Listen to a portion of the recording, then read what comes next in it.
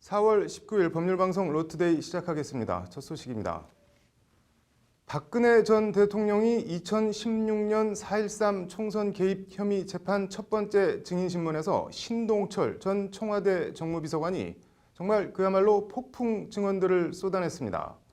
당시 박 전 대통령과 사이가 좋지 않았던 유승민 의원을 공천에서 탈락시키기 위해 유승민 의원 지역구에 대항마를 내세우라고 지시하고 연설문까지 직접 내려줬다는 건데 정순영 기자입니다. 박근혜 전 대통령의 공직선거법 위반 혐의에 대한 사실상 첫 정식 재판은 박 전 대통령 없이 골석 재판으로 진행됐습니다. 첫 번째 증인으로 나온 신동철 전 정무비서관은 작심 발언들을 쏟아냈습니다. 신동철 전 비서관은 먼저 박 전 대통령이 유승민과의 갈등으로 대구 동구을 지역에 친박 대항마를 내세우라고 했냐는 검찰 질문에 그렇다고 답변했습니다.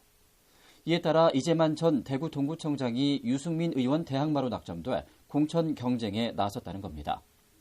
신 전 비서관은 그러면서 박 전 대통령이 현기환 전 정무수석에게 전화해 이재만 후보가 연설을 잘 못한다고 했다.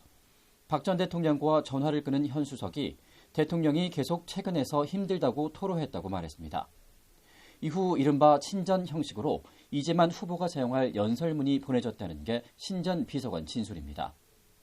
이와 관련 신동철 전 비서관은 박근혜 전 대통령을 할매로 지칭하며 현 전 수석이 연설문을 흔들며 이거 봐라, 할매가 직접 연설문 보냈다고 말했다고 밝혔습니다.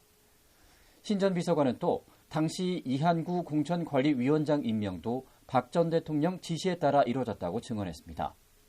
최경환 의원이 그 사람은 고집이 세서 말을 잘 안 들을 텐데 라고 말하자 현 수석이 이미 정해진 일이라고 말했다는 것이 신 전 비서관 진술입니다. 신 전 비서관은 이외에도 선거 및 공천 전략 수립을 위한 여론조사 지시 등도 모두 박 전 대통령 지시로 이루어졌다는 취지로 진술했습니다. 신동철 전 정무비서관의 오늘 진술은 직접 보고 듣지 않았으면 묘사하기 힘들 정도로 상당히 구체적입니다. 박 전 대통령의 국선 변호인이 이를 어떻게 반박할 수 있을지 궁금합니다. 법률방송 정순영입니다.